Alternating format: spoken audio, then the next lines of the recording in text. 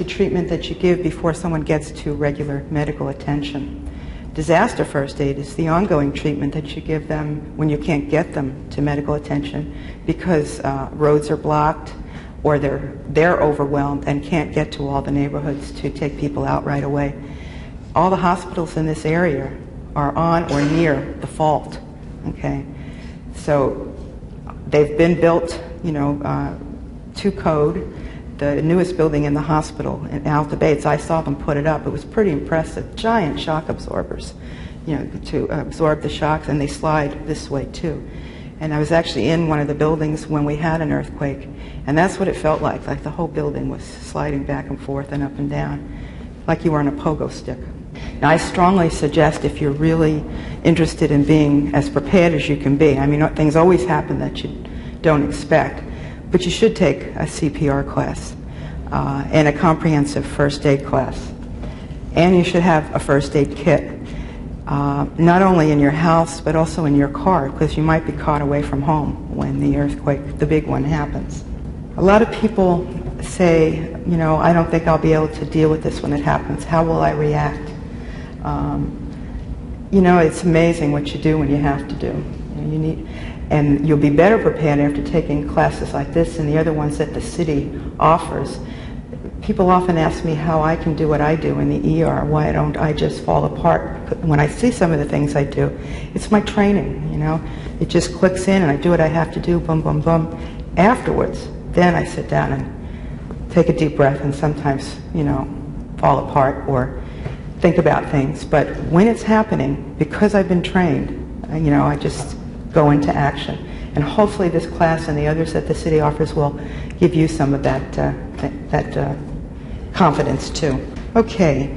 Now the American College of Surgeons has divided death due to trauma into 3 phases. Okay. One is death that occurs in minutes, and that's from overwhelming, irreversible damage to vital organs.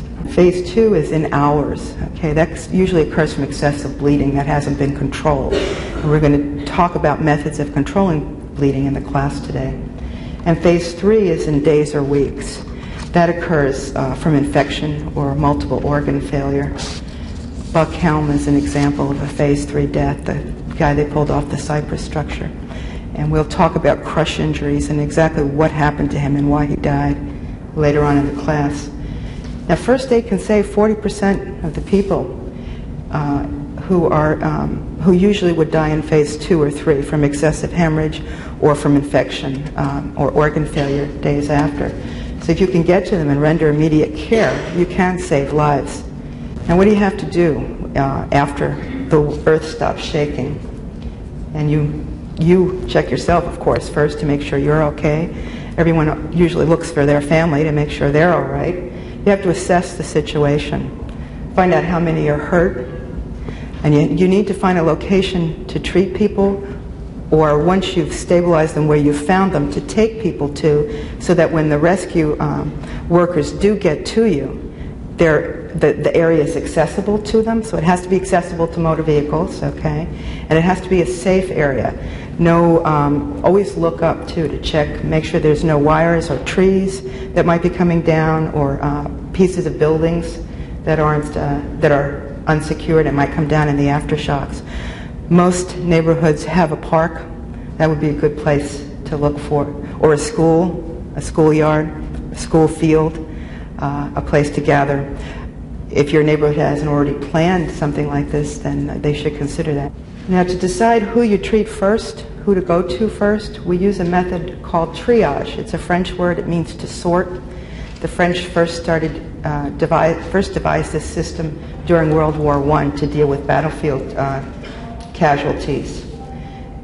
The main thrust for triage is to do the greatest good for the greatest number of people, okay, with the resources that you have.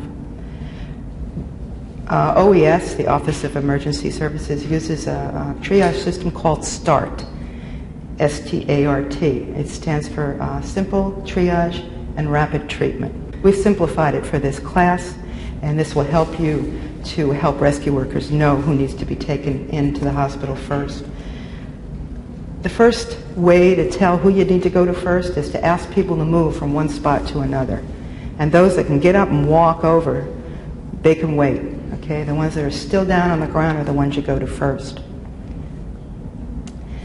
I stands for immediate. Now the rescue workers use colored tags. Red is immediate, yellow is delayed, and black is dead or nothing can be done. If you don't have colored tags, you can use the letters I for immediate, D for delayed, and then the word dead for those that can't be helped or who are already dead. It's a hard choice to make when someone is so badly injured and there's nothing you can do for them, to leave and go on to someone else that you can help. It's very difficult, especially if it's a family member. Of course, you're not going to leave them. But when you have limited resources and you're in your neighborhood trying to help the most, do the most good for the most number of people, you have to make those choices. And we'll talk about that as we go. People like that in the last category would be cardiac arrest. Again, you can open their airway and feel for a pulse if there isn't any. Doing CPR when no one can get to you is futile. But if you want to try, no one's going to fault you for that. Okay? Total body burns is another area. They can be awake, alert, totally oriented, but with total body burns, they're not going to survive 3 days. Okay? And you make them comfortable, but there isn't a whole lot you can do for them except reassurance and making them comfortable.